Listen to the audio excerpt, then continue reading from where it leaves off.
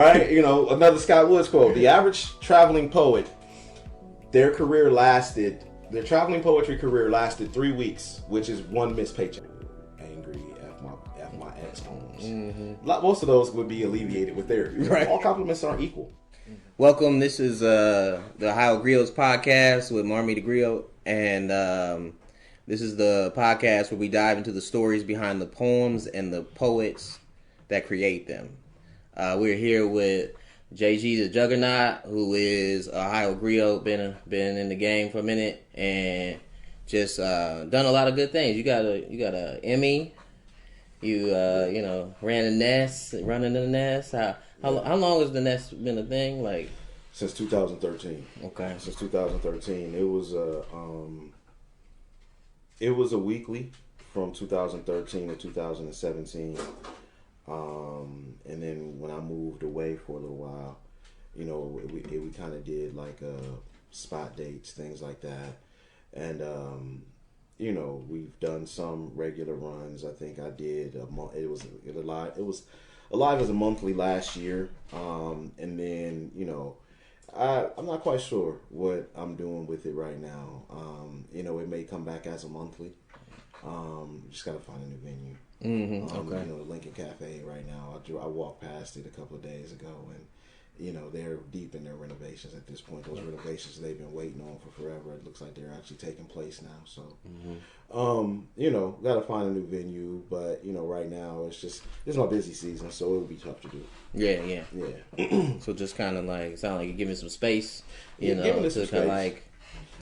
I'll be honest with you. I'm not a big fan of the monthly open mic. Okay. I understand them, right? Like, and I'm not taking shots at people who run them. And I think it's more of I miss the weekly open mic. Okay. I miss the weekly open mic where you could go. I felt like that was practice, right? That was practice. Like when I was coming up, we had multiple weeklies that we could go to practice for the monthlies, right? And so it's like, if I got to wait a month to drop this new hotness that I wrote 2 days after the last show, or where am I workshopping these poems, on stage where I'm getting to figure out where it works and where it doesn't work. Right. I feel like it's a different world. I miss the weekly open mic. Yeah. No, that's talk about that time, like, because it's just like you had more opportunities to sharpen the craft. You had to, back then. We're going back 2010, 2011, around that area. You would have Will Evans and Righting Wrongs was the name of the show on Tuesday nights. Serious Ad also did a Tuesday night for a good portion of time called Black Tuesday, which was a dope show. Only show I've ever seen where you would do poetry and hip hop. So the first half of the night would be a poetry open mic. The second half would be hip hop. Mm-hmm. And so you got to see a lot of, your local rappers and things like that also. And then that was just Tuesday night. And then Wednesday night you would have writer's block. And then Thursday night you would have, Cover Me Presents the Art Of. But then you also had another event. Jay Barnes would do a joint called Laughing and Lounging on Thursday nights. And then that's when, Wale was doing a monthly on Thursday night. So, you could very easily come through Columbus and hit 5 shows in a week. Oh, yeah. And so it really, and if you were one of those people, like I used to say I had a $20 a week habit. Because I was always at an open mic. I was always at somebody's show trying to, and that gave you a chance where it's like if you wrote a poem, you practiced that poem 3-4 times that week in front of different audiences. That was the other thing that was beautiful about it, is that they weren't the same audiences. So the audience that came to the Nest wasn't going to be the audience that came to a Scott Wood show or, Righting Wrongs. That wasn't going to be the same. And so you got to see, in front of 3 different audiences, if that was your goal, that was your opportunity to see what that poem does in each individual room. And so it was a different time, and I felt like it was a really fertile time for poets growing up back then. And the thing is that even like for touring poets, traveling poets, you could do a week alone in Ohio, and then do the same thing in Michigan, and then do the same thing in Indiana. It's just the proliferation of shows just isn't there anymore. And that makes your city more attractive for those incoming poets because they can kind of hit a bunch of shows when they come here. Yeah, because you're trying to maximize. Like I remember one time, during that time I would put 30 to 50,000 when I was traveling full time. It was my full time job. Some years I would put 30 to 50,000 miles on my car. Mm-hmm. And I remember changing my oil and then hitting 3,000 miles 10 days later, and having to change the oil again. Mm-hmm. You're doing things you're trying to make it as economic as possible because you want to make a ton of money, right? I was making survival money.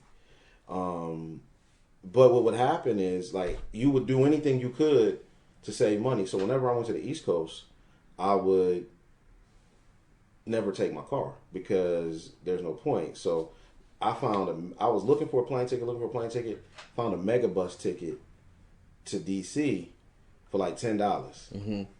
So I got a round trip ticket for $10 leaving out of Pittsburgh. So I had to I had to spend $40 to get to Pittsburgh. So $50 total round trip.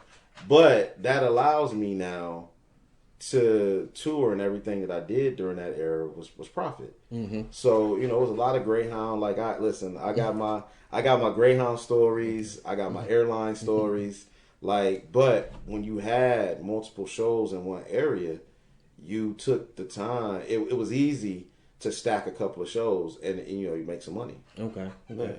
So can you tell me how you move from, and I know it's not stopping one and going to the other, but when did that producing the album or because I know a lot of poets might write a book, they might do an album, there's I think that was common back then. Okay. Right? I think streaming killed the poetry album. Yeah. Right? Because I could take a box this big and I might be able to stack 100 CDs in it, with slim cases and inserts. Mm-hmm. And so, shout out to Walmart for having the slim cases for me.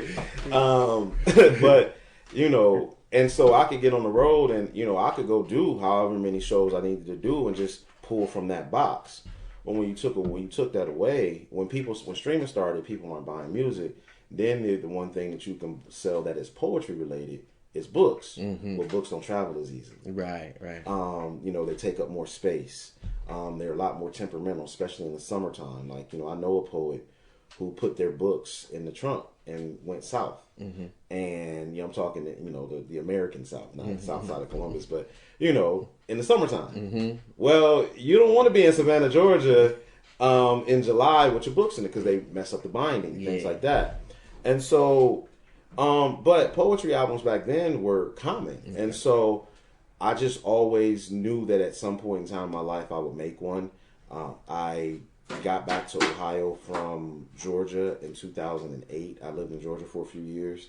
And when I got back, I fell in with some friends who were music producers. Okay. I had done already, my first recording ever was as an interlude on a friend of mine's rap album. And so I met the crew that I helped him put his album together. And I started recording with them just as kind of an auxiliary person in a group that they were running. I was kind of just the extra dude. And they finished the album and didn't really want to do much with it. And so I was like, well, can I do my own album? Mm-hmm. And they were like, yeah. So I started working on the album and just, to have something to add to, this career that I didn't know that I was building.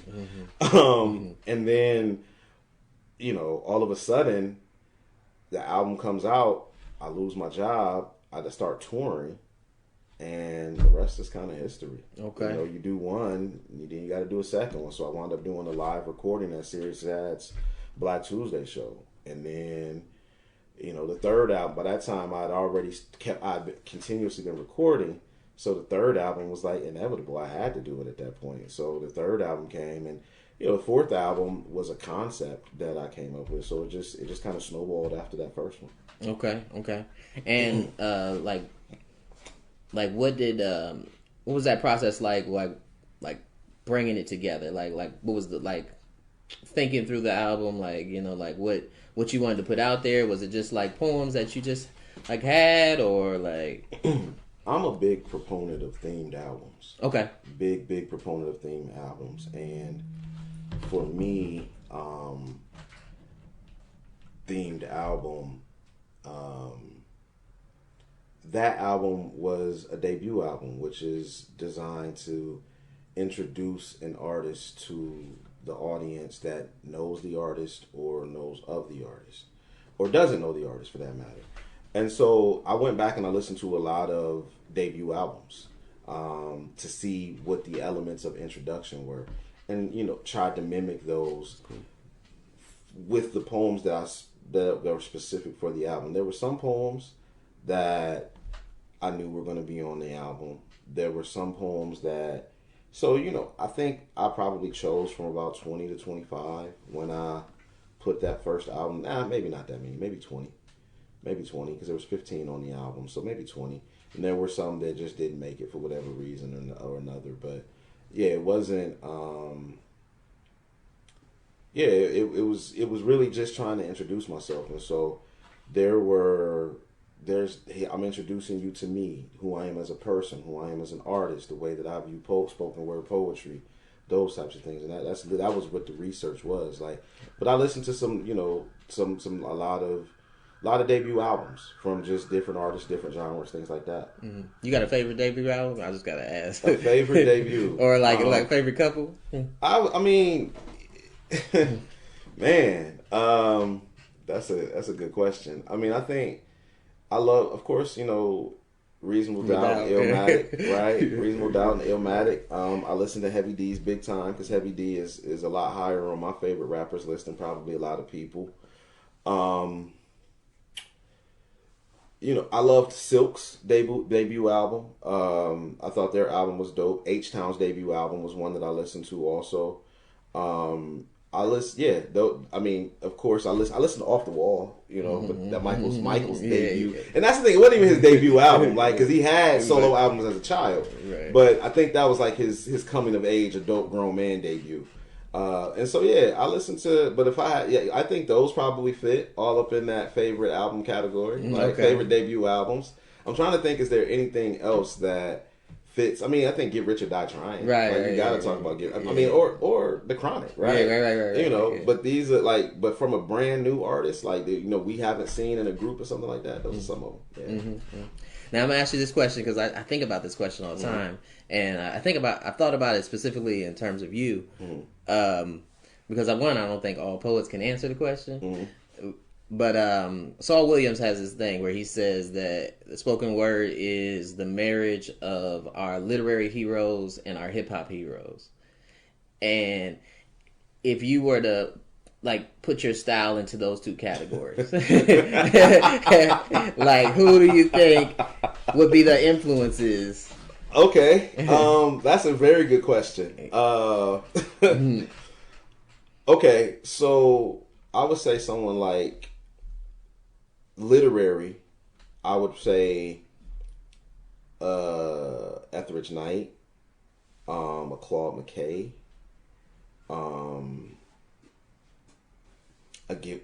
see, that's the thing. Like, where do we place Gil Scott Heron? Yeah, right. Where do you place Gil Scott Heron? Where do you place the Last Poets? Yeah. But you would have to throw them in somewhere in that also. And I think, on the hip hop side,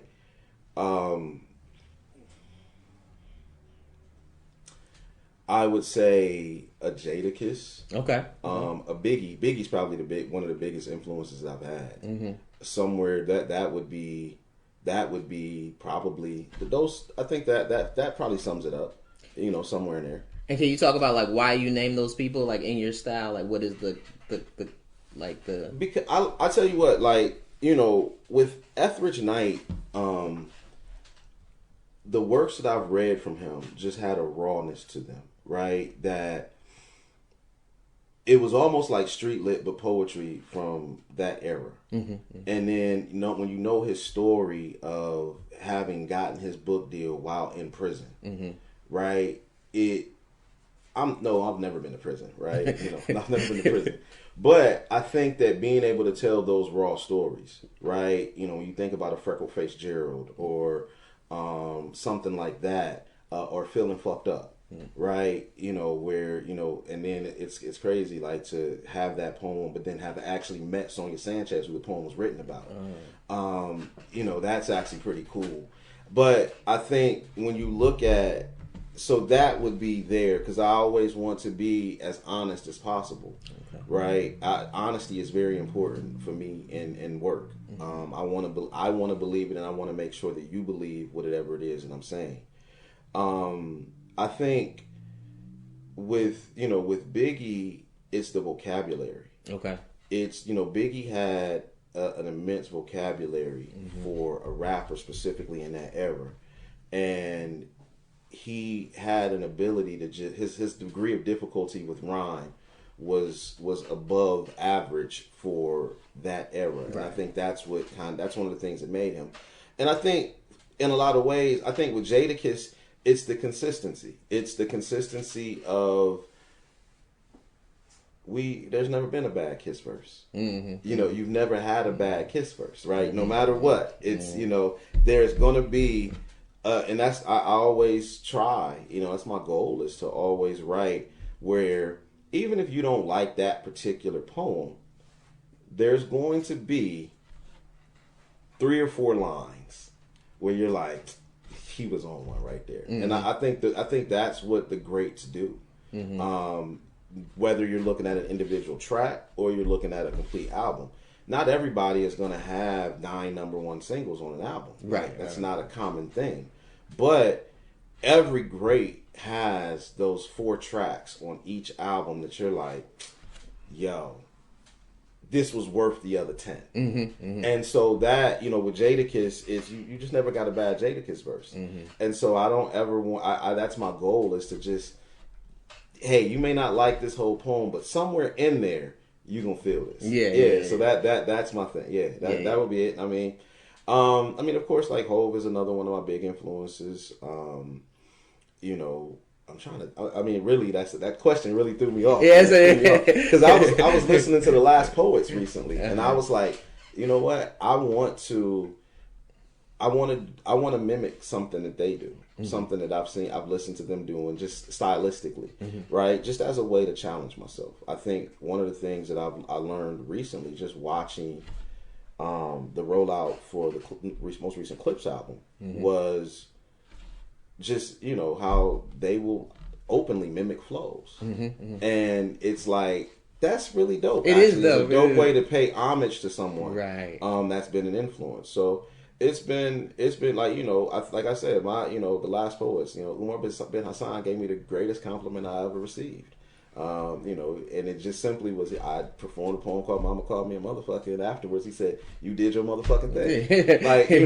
Like when Umar bin Hassan says it, it's like, hey, you can't tell me nothing at that point. That's again the greatest compliment I ever received. Right. Yeah. So there's a little bit of me in there. Like there's a little bit of me in that. There's a little, a lot of, like, as I was learning and starting my performing career, there was I listened to a lot of Gil Scott-Heron, right? Because I didn't know, I was ignorant to what it sounded like. And so, yeah, that would be the ones that, Saul Williams is, to answer Saul's question, that blend, that would be in my pot, maybe a few others. Okay. Yeah. No, I appreciate the answer to that question, because, like I said, like, I don't know if because reading isn't always a thing with like some of the poets, and so like they can't always point from the literary tradition where they come from. So I think I think everybody says a poet should read twice as much as they write, and sometimes that's not always reading poetry,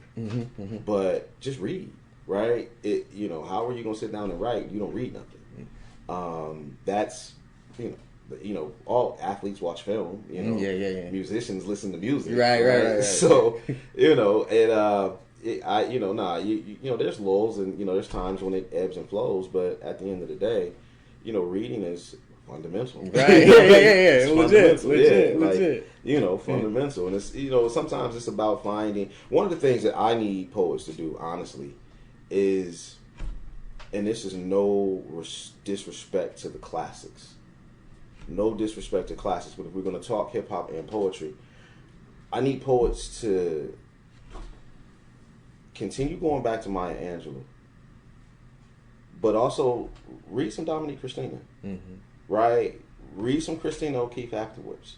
Read some of these poets that are contemporary, right? I talk to so many poets, and you ask them, well, who are you reading? And it's like so far. It's so far back, and it's like, you do realize it's the same thing. Like if someone showed up today sounding like Curtis Blow, right? We wouldn't. But it's like, yo, no, your influence. I mean, your intake should be the classics, so you know, right? Your intake should be the classics, but your intakes should also be.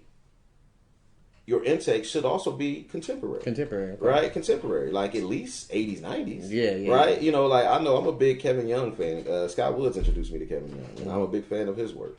And so, like, read that stuff. Like, it's, you know, it's not just, you know, poetry books didn't stop getting made in the 70s, right? Yeah. So it's like, you can follow when you carry on the tradition, you can go to your immediate contemporaries, and you can go to people that aren't that far behind you. Like I really love like sitting down with people that just have a slightly different age gap, right? Like, because a 80s nerd is different. I mean, an 80s nerd is different than like a 90s nerd, and like a 70s nerd is different than the 80s nerd. So it's like, it's good to like hear those influences from other generations and things like that. But we talked about influences. We talked about poetry, but now we got to do a poem. You know what? And I totally was unprepared for this. I forgot that part of the thing. I'm trying to think. I want to request a poem, but I want you to do whatever you want to do. But if you can, I was just listening to It's Personal on the way here. I'm trying to think. Do I even have it in my? Do I have it? I'm trying to think. Do I have the version? I know I have some of it in my phone. Okay. I'm trying to think. Do I have the version? Oh yeah. I have it. I have it. I started with an empty wallet and a broken heart. Poetry illuminated my dark. It was there for me when I couldn't afford therapy.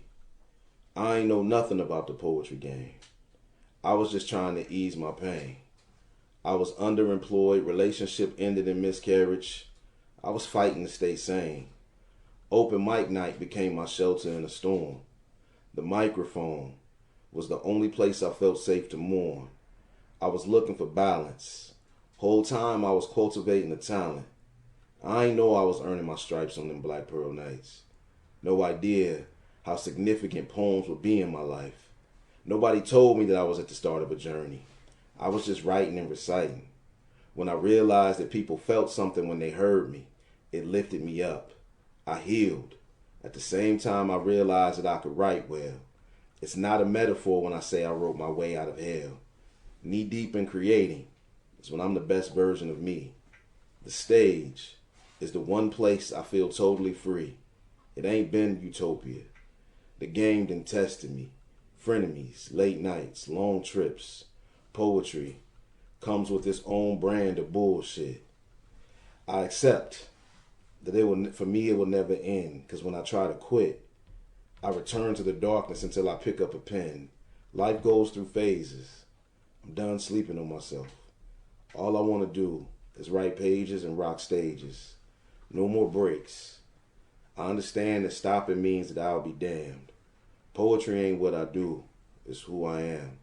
All thanks to the Creator for being so merciful. I see now, it's me versus me. That's why it's personal. Yeah. Now, when I heard that, I was like, anybody who falls in love with the thing knows that story. Like, or at least that's what my suspicion. It's like, you know, like, and the way in which pain brings us to this work, right? Is it? I hear that in that poem. Yeah. And also just the way in which it kind of goes. Yeah. I mean, I think a journey, right? When the first time that I got on stage in 2005, I didn't think that 20 years later I would still be doing it. I didn't think that, poetry would have taken me all over North America. I didn't think that I didn't think any of those things, right? I didn't think slam team. I didn't think feature. I didn't think people paying me. I didn't think people wanting to buy albums. I didn't think any of that. It was just something that I enjoyed. It was something that I was just trying to get close to a girl, right? And it's funny. I was just talking about it last night because I bumped into somebody that I met way back at that very first show that I was a regular at. And so when I actually started really taking poetry seriously was maybe about 6 months after my first ever time ever performing. And it was, fresh after, literally like the day before I found out that, the girlfriend at the time had miscarried and wanted to end the relationship.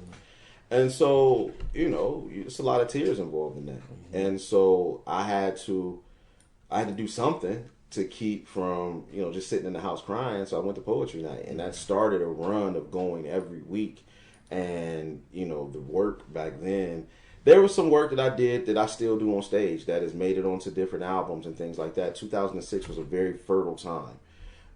There is some work that is extremely dark and it's hard for me to look at today because I know where it came from. Okay. Right? And that was the first time that I was introduced to the concept of people being able to see through your work. I'll never forget this young lady came to me and she was like, JG, you're going through a very rough time with women, aren't you? Right? Yeah. So, at that moment, I'm like, how could you tell? Right? But when I go back and look at the poem, it's like, she was listening. Yeah. And so, I think it's one of those things where, especially with the way that I did poetry over the past, those 4 years, 5 years where poetry was my full-time job, it's a tremendous output of energy, time, and life space.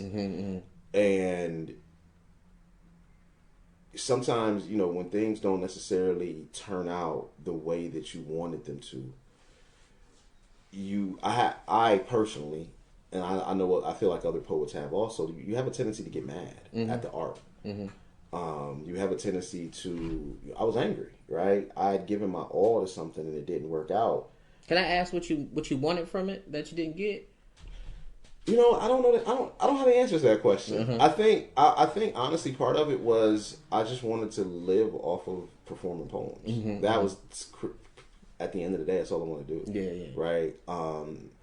That, and when that didn't necessarily come, and when I made the sacrifices that I made, and we're talking relationships, we're talking cars, we're talking, those types of things. When those things didn't come, there's a little frustration, and then you wonder, and that was poetry at that, shows at that point, and still to this point, are in a very different space than they were in 2010, right? In 2011. And so it was one of those things where, it took me a while to kind of get back to, Jay, you do this because you love it. I had to look myself in the mirror and remind myself, this isn't, yes, it didn't give you what you wanted, but you're not necessarily happy not doing it. Yeah. And so, I had to find a new balance. And I think that's the best way to put it. I had to find a way to balance, living and surviving, right? Because surviving is my 9 to 5, right? I'm alive when I'm on stage. Yeah. I'm alive when I'm writing. And so you have to find a way to balance the two. Now, I just can't sit here as two black men, and in the poem you say poetry is my therapy. Did you ever find therapy? Oh yeah. No. Yeah. I mean, I sat on a couple of couches. Yeah. I sat on a couple of couches. Like, I don't necessarily.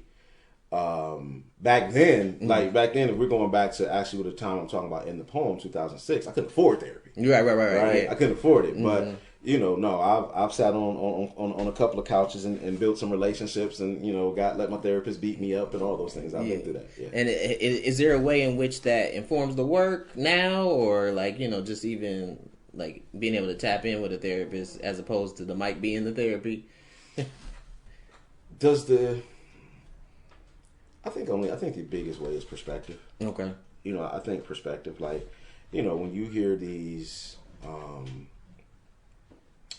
when angry F my ex poems. Most of those would be alleviated with therapy, right? Most of those would be alleviated with therapy. But I was never the type of poet to write that. Yeah, that wasn't my thing, right? And so, I think if nothing else, it's perspective. Yeah. Right. It's perspective. It's just the way that I view things before I sit down and start writing it, right? Because if you're an unhealthy person, it's very if you're an unhealthy person mentally and emotionally, it's very easy for you to write an unhealthy poem, right? Whether it's a good poem or bad poem, it's very possible for you to write an unhealthy poem. Yeah. It's more than likely. It's your soul's reflection in a way. So it's like whatever's in you is gonna come out of you. Yeah, it's one of those things where I've always been a person who like if you listen to the poetry will tell you who the person is, no matter who they present off the microphone. You listen close enough, you'll figure out who they really are. Now, where are you originally from? Born in Akron. Okay, I was about to say I heard that on the album, and I was like, born in Akron. Moved to Columbus. I'm a military kid, so I lived in California. I lived in Northern California for 2 years. Lived in Colorado for a year, and then moved to Columbus. So I got here in 8th grade. So Columbus is what I consider home. All of my oldest relationships are here, but I was born in Akron. Okay. Yeah, I was like, I need to ask that. Yeah. So you got a new album that you're working on right now? Yeah. Okay. Can you talk about that process? Like what from start to finish? Like what was the like motivation? What was the?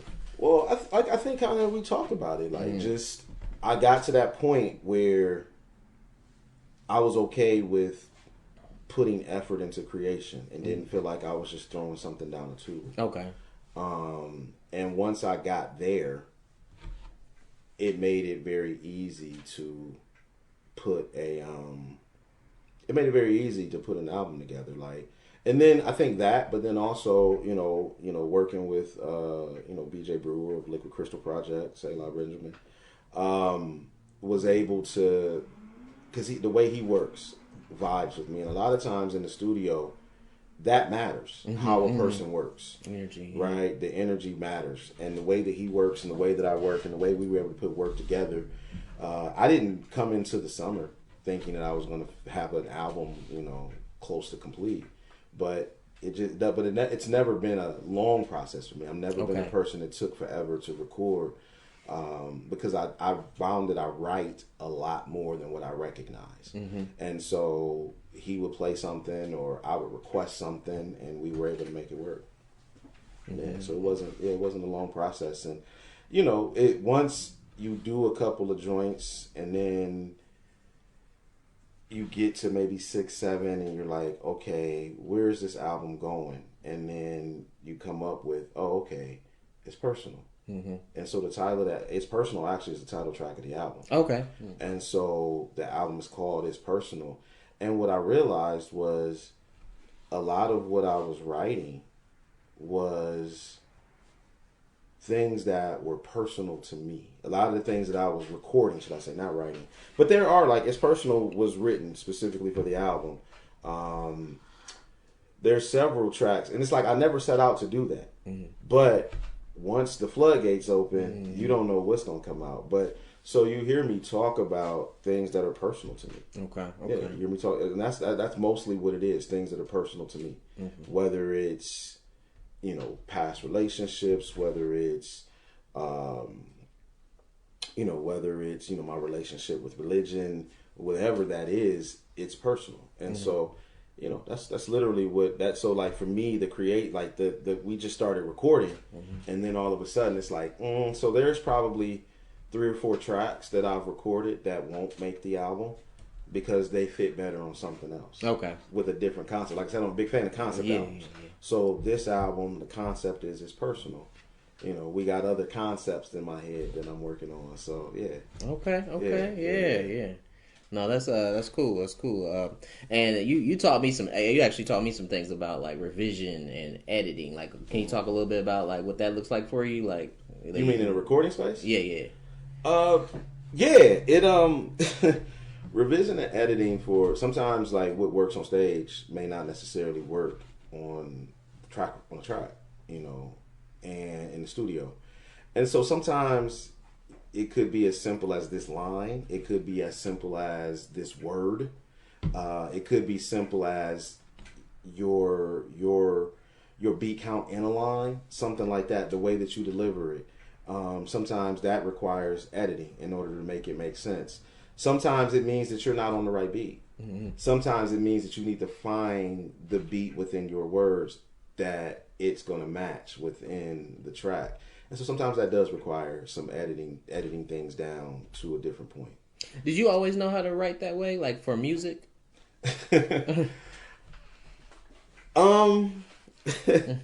Yeah, like I know no one ever taught me. Okay. I just realized, when I got into the studio, like I would have a poem say that I'd been performing on stage for however long.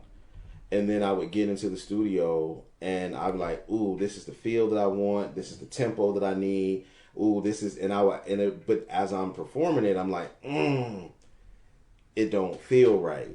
And so, yeah, I would edit, I would edit to make it feel right. Cause, it's like, listening to music is different than a stage experience. Like, so you're not captivated, right. By the presence of the artist when you're in your car driving through 5 o'clock traffic. So yeah, I it's just something that I did to make sure that it made sense. In a lot of ways, like I was a band kid for a couple of years growing up. And then I took a music appreciation class in college. And it is shocking to me how much I actually pulled on those two experiences to record or to request, certain arrangements of the music, things like that. It was very interesting, actually, just how much of that stuff I recalled. And again, back then, the idea of me being a poet or recording a poetry album was not even a thought pattern. Yeah. Now, this is where we get to the hard part. Like, okay. First, can you name your kids? Can you name the albums? Like, yeah. So like, yeah. So you got the first album was Juggernaut Stars Volume 1. The second was Juggernautical, The Experience. That was the live album. The third album was Rhythmic American Poetry. Okay. And then the fourth album was The Juggernaut Crashes the Classics. The Juggernaut Crashes. It was just a 5-track EP. Yep.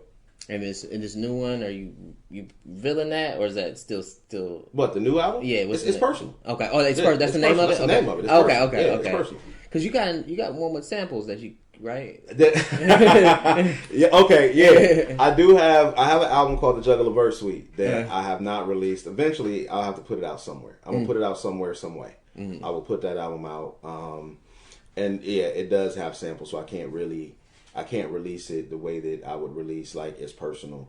But it'll see the light of day. Okay. Because that's actually when you told me when I found out you were releasing the album. That's actually what I thought you were releasing. But it's like such an artist thing to to have work that you can't release, like, or don't release. Like I mean, I'm starting my Prince walk. Like like truthfully, like I could go into my hard drive, or actually into my phone right now, and I probably could play 2 to 3 albums worth of unreleased stuff. Oh, really? That is either completed, that is rough draft, or somewhere in between. So you gonna be dropping like Pac? I could literally I could flood the summer next year with stuff that I haven't released. And I think you kind of. Like, again, during those years when I was traveling and touring, I was also recording. So I would come home, me and Esco would link up, I would have a beat, we would work on something. I would be like, all right, I'm going to be gone for 3 weeks. I come back, we would work on something. Me and the chemist, we'd get together, we'd do something. And so, or they would, I would be on the road, they'd be like, yo, I made this beat, I think you would be great on this. And then shoot it to me. And then I'll be in the car driving, maybe listening to it and trying to write something or something along those lines.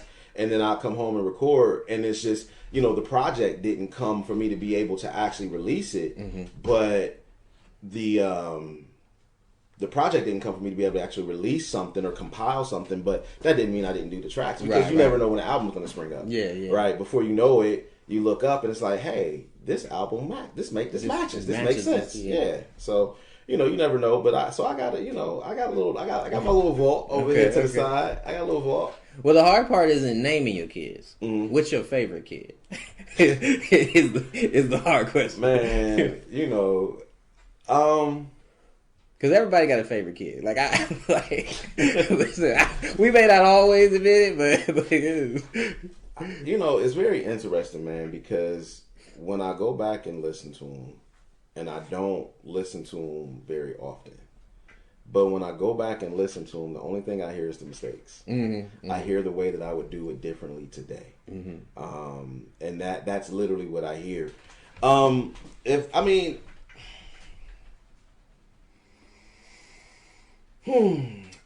that's the case, then it's gonna be as personal, right? Okay. If that's the case, it's gonna be as personal because I think that each one of my albums was a great snapshot of where I was in that moment, and so I love them all for different reasons.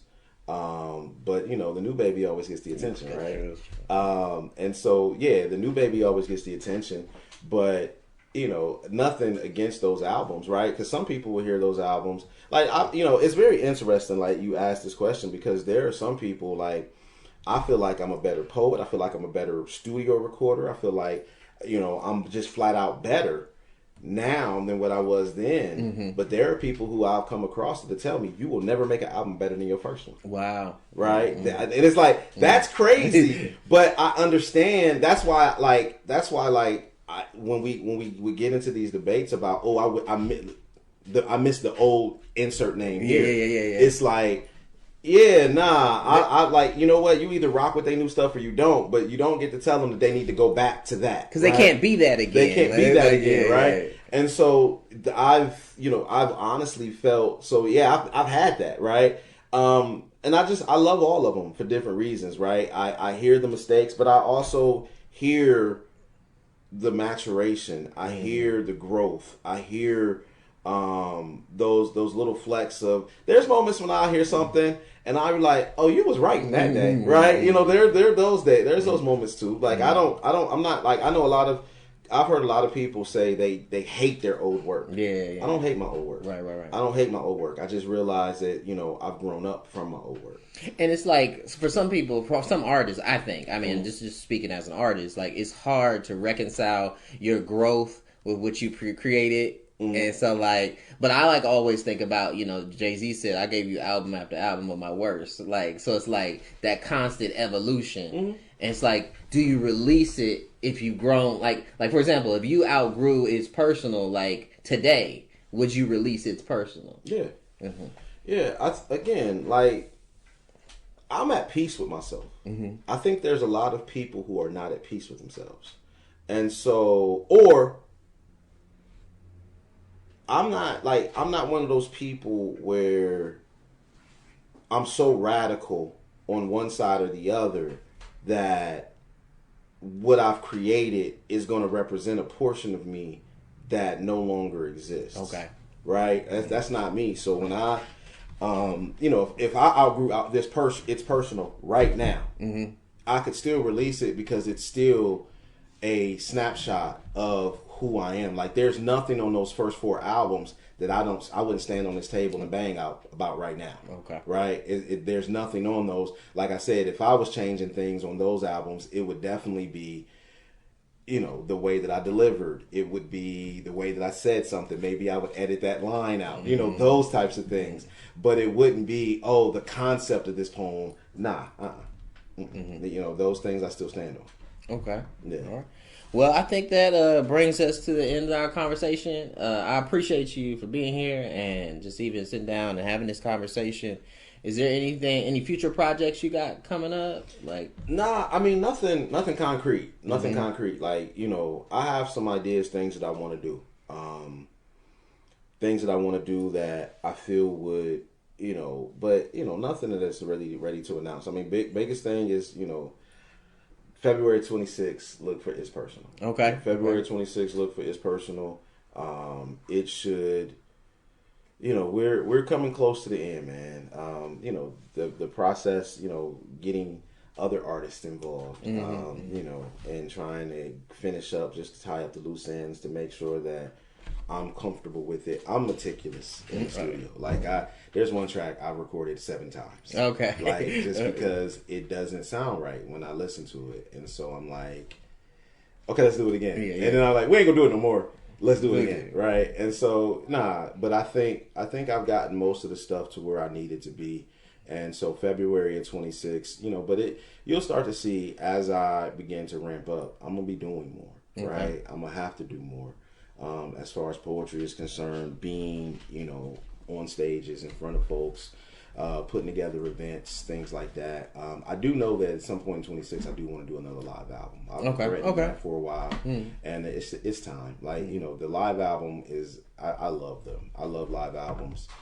So I do want to do one of those. Okay. Yeah, I look forward to it. And I always ask our Ohio Griots, like, is there anything what advice would you give to an upcoming poet, just from your wealth of knowledge and experience? Oh man, there's so many things that I would say. First of all, ego is your enemy. Okay. You can always get better. Good enough isn't good enough. And also,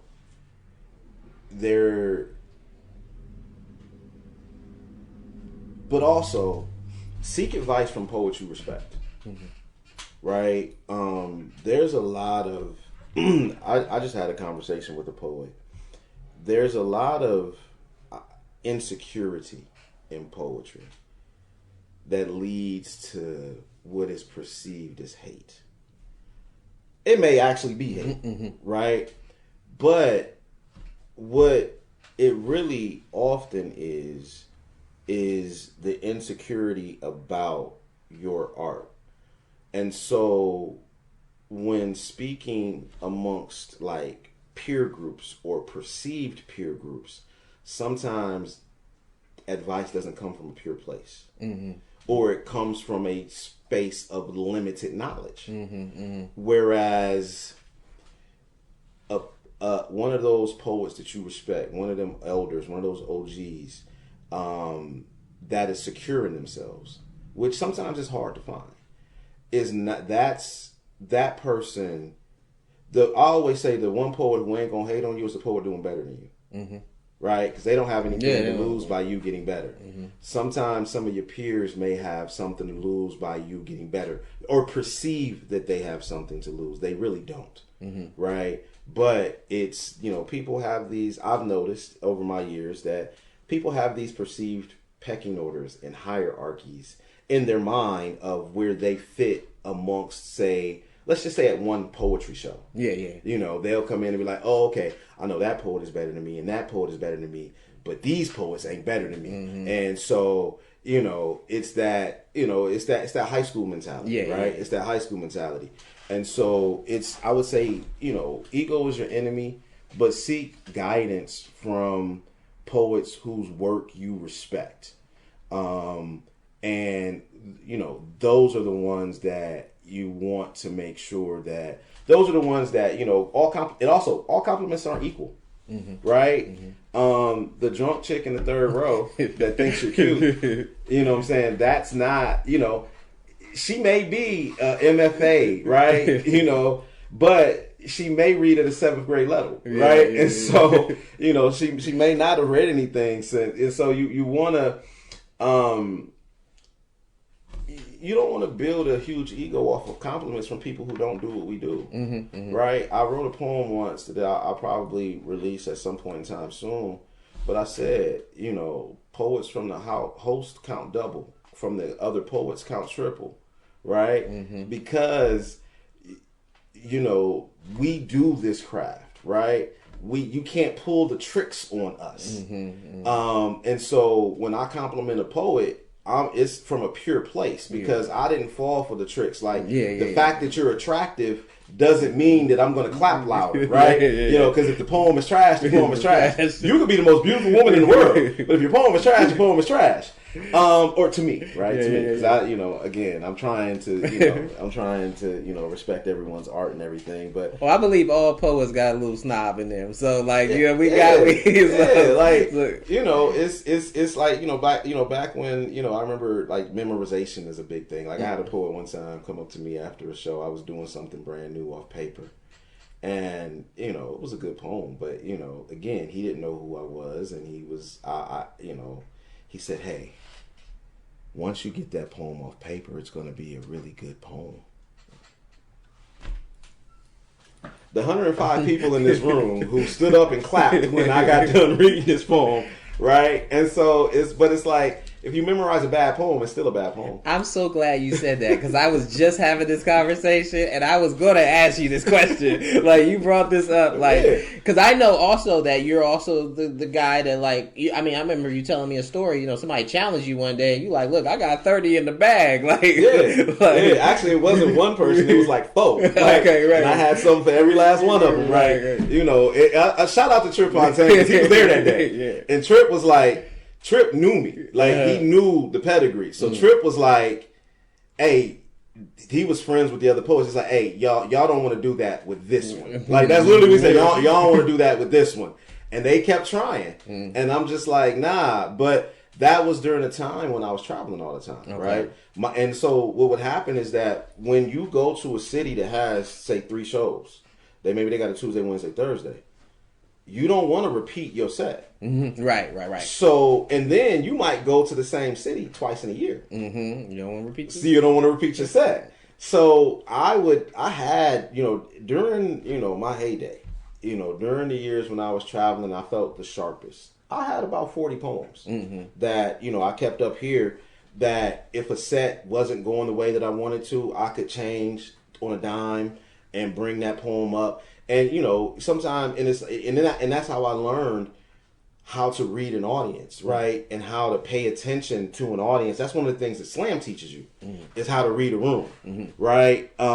Reading, because you sit there as a feature, and sometimes you're the last poet. Sometimes they put you in the middle. Put your poets in the middle. Please put your feature poets in the middle and take a break after them so they can sell merch and greet your crowd, right? Right? Because you don't want people. I don't like it when we put the poet, the feature poet at the end, right? Because unless it's like a showcase show, right? But it's like, let your feature poet and greet your audience and that type of stuff. But that I'm digressing. I'm going way up. No, that's this game though. Game though. It's like, put your poet in the middle, man. That's why I always did it at the Nest, because what would happen is that when I was on the road, one of the things that I learned was that people might like your poetry, but if the show ran long, I still got to go pick up my kids. Yeah, you got to get out of here. I got to get out of here. So, yeah, I like you, poet, but I ain't got time to wait in line to buy your merch. But you put me in at halftime and you take a break after me. Then I get to greet everybody, sell everything. That's how poets came to the Nest, and they sold 30, 40 pieces of merch, whether it was books, CDs, whatever. Because that's something I learned from being on the road, right? If you're going to have a feature, give them an opportunity. Because the truth of the matter is, you can't pay a poet enough to perform. You're not paying them enough. Whatever you're paying them, it's not enough. It's not enough. Whatever you're paying them, it's not enough. So, with that being said, the least you can do is help them make more money by selling merchandise. The way that you do that is running a show that runs on time and not making them the last attraction of that particular show, because somebody is not going to be able to stick around to be able to fraternize with that poet. And so, that's a big thing for me. And so when it comes to like memorization though, it's just like, when I'm doing a paid feature, I'm doing it off memory, right? And I will go through. I haven't memorized a poem in years, though. I'm being honest with you, I haven't memorized a poem in years. But if if I have to do a feature, because I'm being paid to do it. But if I'm at an open mic, I'm practicing. That's what open mic is for. I'm practicing. So yes, you're going to see me. You might even see me literally with a piece of paper printed out. Like, I was cleaning through my apartment and found a notebook. And in this notebook, was like a whole bunch of poems I had printed out from like the writer's block era, right? Okay. Where I literally just, that was the thing that you did back then. Like I'm also like I will perform off my phone, but I don't really like to. If I have a choice, I'd rather perform off paper because the words don't move, right? You know, your words don't move. People who perform off their phone oftentimes struggle because they have to scroll while talking, while trying to engage. So I mean, like memorization is not the most important thing. The most important thing is writing a good poem. Can you write? Yeah, it's writing a good poem, right? Yeah. And whatever a good poem is to you, right? Like, you know, it doesn't. It's the memorization is the most important thing. Like, or not, excuse me, memorization is not the most important thing. Writing a good poem is, and I think also get outside of your comfort zone, like to continue with your question. And that means in subject matter. That also means in spaces, right? And I'm gonna say something. I've asked this question on social media before, but black poets need to go to white rooms, and white poets need to go to black rooms. Okay. Right? In my experience, different things move them, right? In those rooms. Different things move in those rooms. And in order for you to be a well-rounded poet, I feel like you need to be able to move everybody. And so, for me, I've asked this question, like, you know, why white poets didn't come to the Nest, right? Because the Nest was a poetry space, right? And I got some answer, right?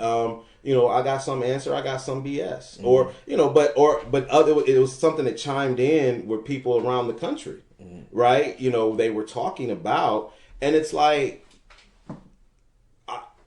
for me, I wanted to be good in both rooms. What moved righting wrongs back in the gallery days was not the same thing that was going to move writer's block. What would move my feature in Cincinnati was not going to be the same thing that moved my feature at writer's block.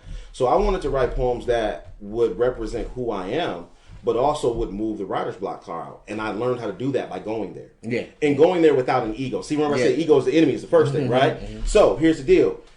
I've had several poets come to the Nest, both, you know, and not all of, you know, not all white folks, but there's poets that come to the Nest and be like, oh, well, they didn't get it. No, you aren't that good, right? There's no way in the world, like, it's the craziest thing in the world to say, oh, well, my poetry went over their heads. Yeah. Basically, what you're saying is that I'm the smartest person in this room by so much that these people weren't smart enough to get it. Right. Nah, bruh, that's not how this works. Not the case. That's not how this works. Your work ain't that good, right? You don't know how to move these people, and that's okay. Learn, right?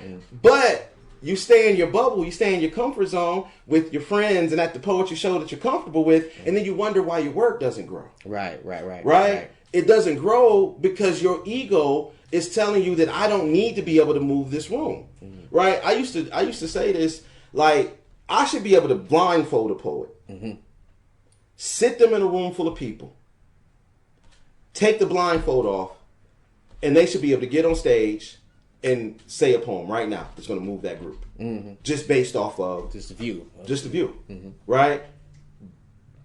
Is that going to be considered stereotyping? Probably, right? But is there some truth to it too? Yeah. And my thing is that, but if you are a black poet and I sit you in front of a room full of white people and you don't have a poem that can move them, that's a hole in your game. You have a limited, Because here's what happened to me. I went to a poetry show. I had no idea I got booked to do the show. I didn't know what the demographic of the group was. I walked in and there was nobody there that looked like me.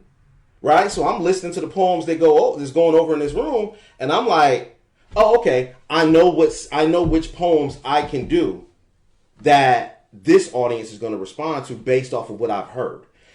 Is it still me doing me? It sure is, because I wrote them in my way. But I know that this poem may not be the poem. Their audience.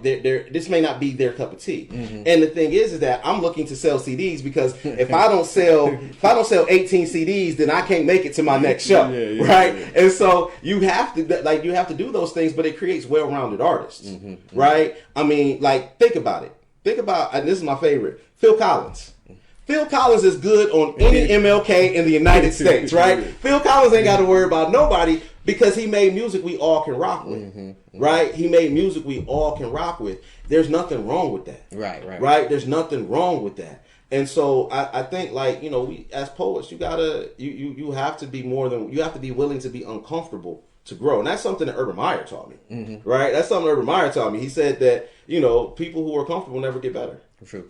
You have to be uncomfortable in order to get better. Why would you get better if you're comfortable? Right? You know, I mean, and it's crazy because it happens at all levels. I remember, you know, one of my uncle's friends telling me he makes 150 grand a year. This was 20 years ago.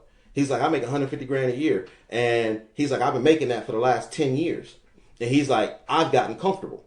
Right? Now, you know, he got the house and the cars and, you know, is living the life. But he's like, I'm also comfortable.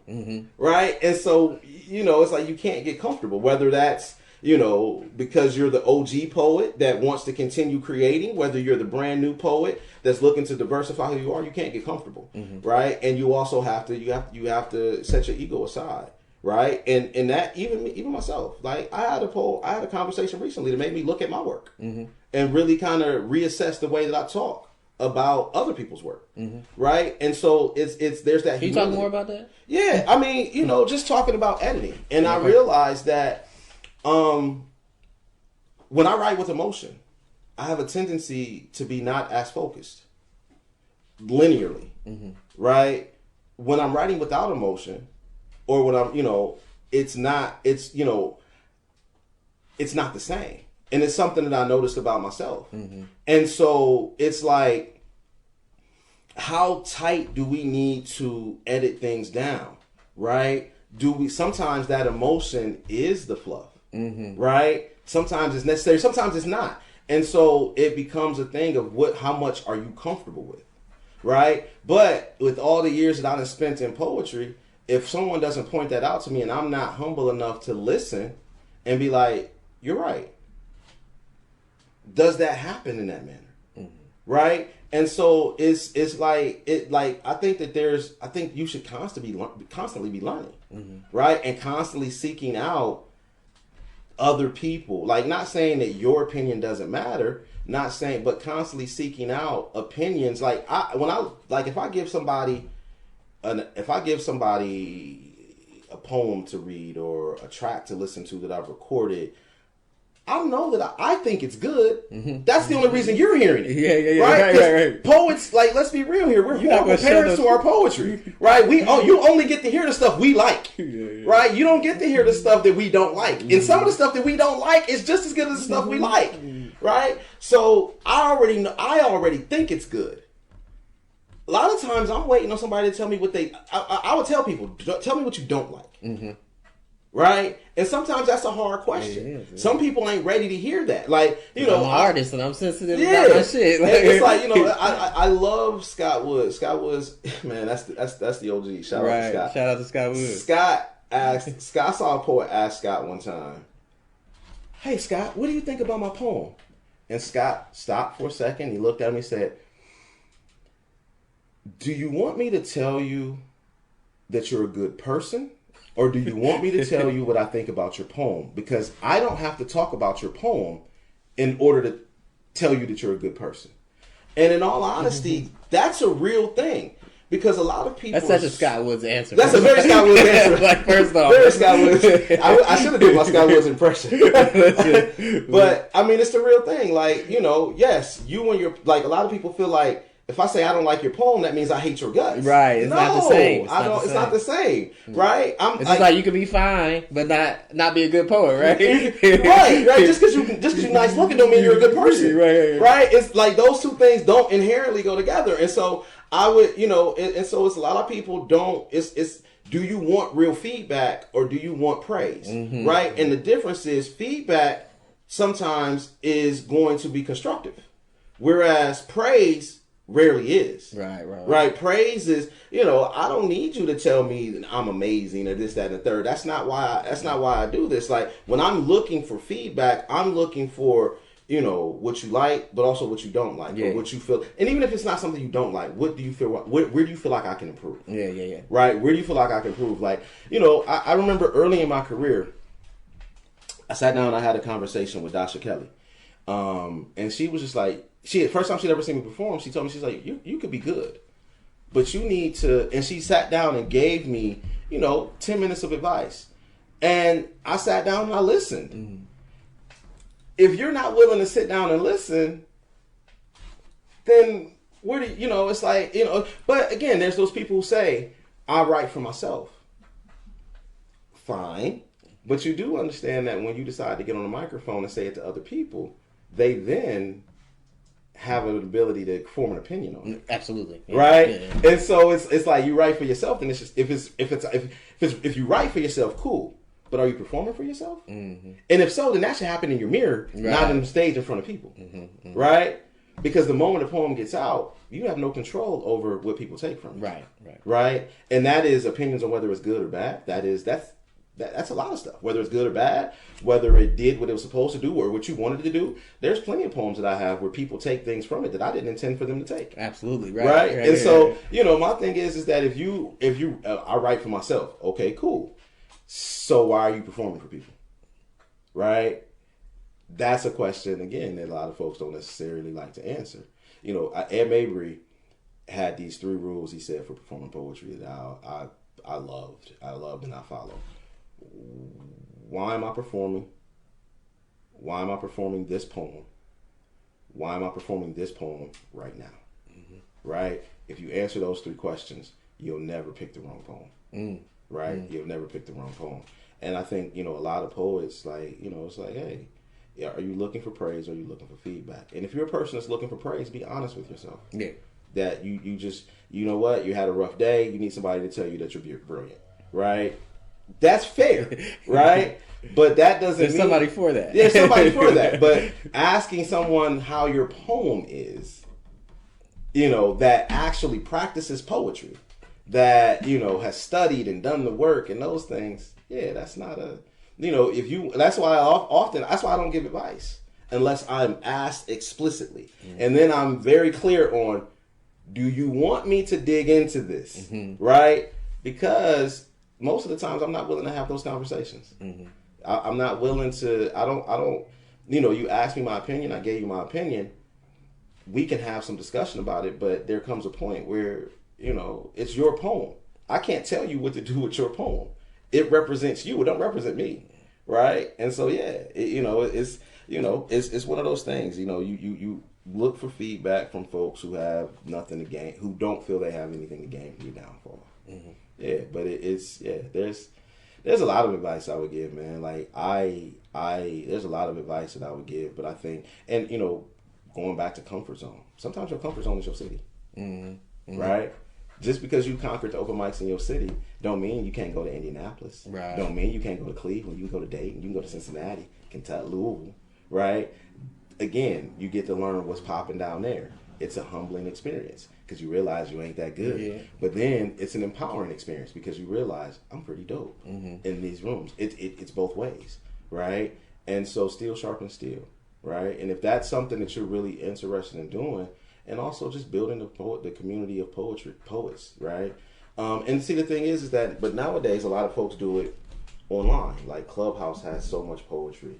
Instagram has so many poetry shows. Shout out to King Luce for doing this joint. Shout out to Luce. Catch these vibes. Yeah, like, you have, so much available, but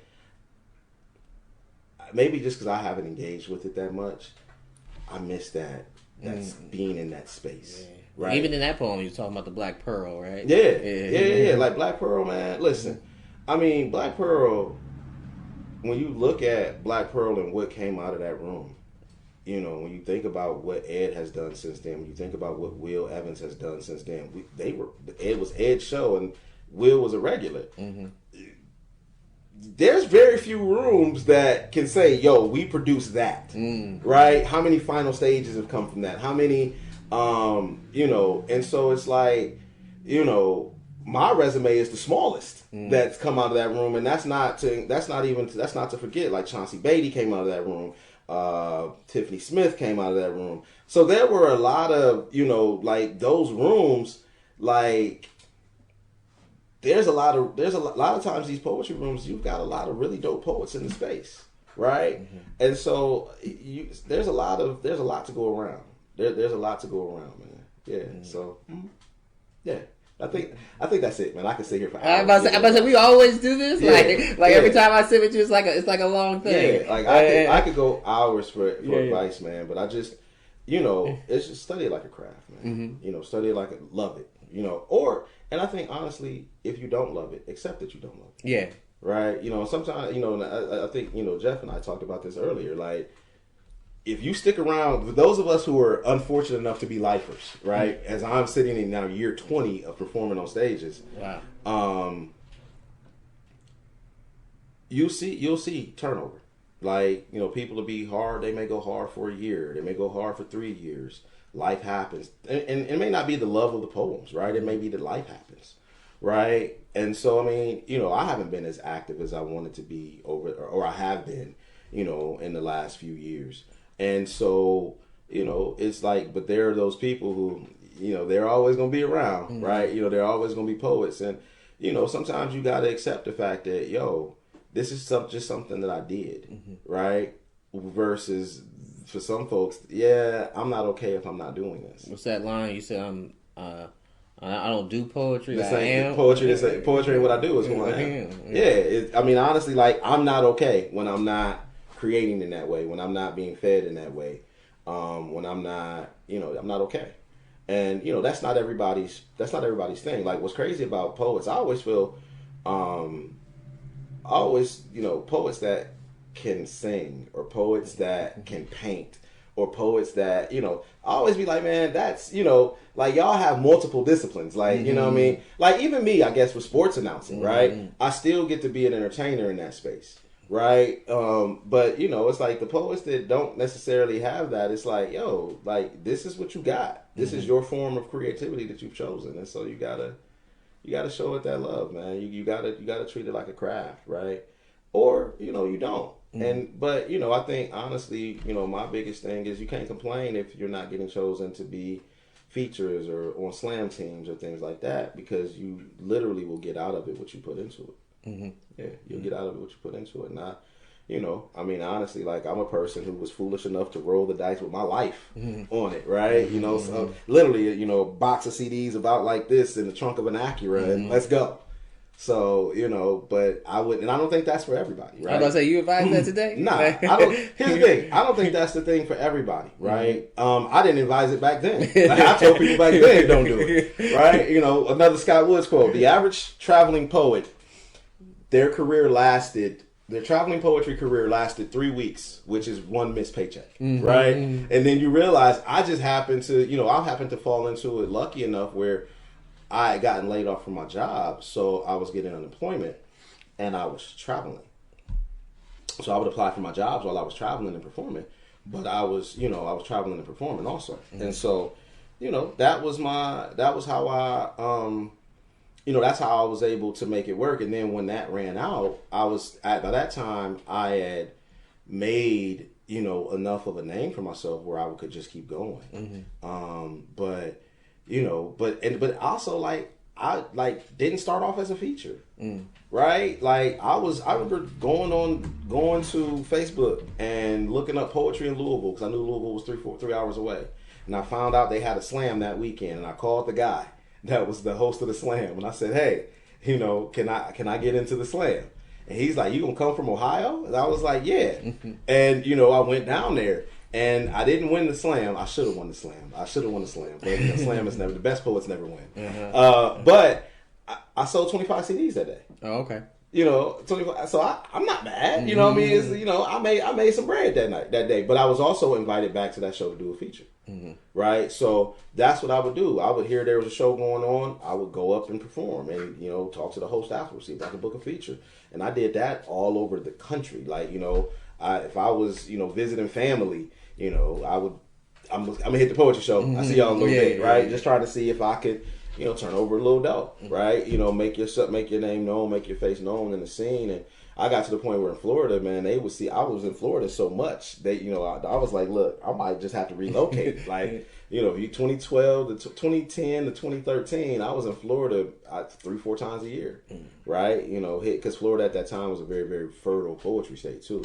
Right, because you had, going down into Miami, then up into Broward County, and then on up into Jacksonville, all the way up the state, you know, up the east and west coast of Florida, you had poetry.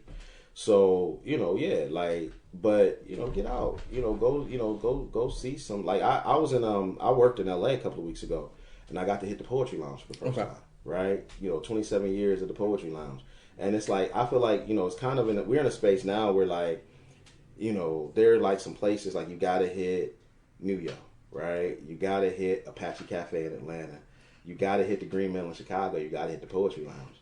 And I would even say at this point, you got to hit Right About Now down in Houston, right? Mm-hmm. Those are 5 places that as a poet, you kind of have to hit those places. You have to hit those places. And I think at this point, I've hit 4 to 5. I still have not been to the Green Mill. Not been to the Green Mill, but I've hit 4 to 5.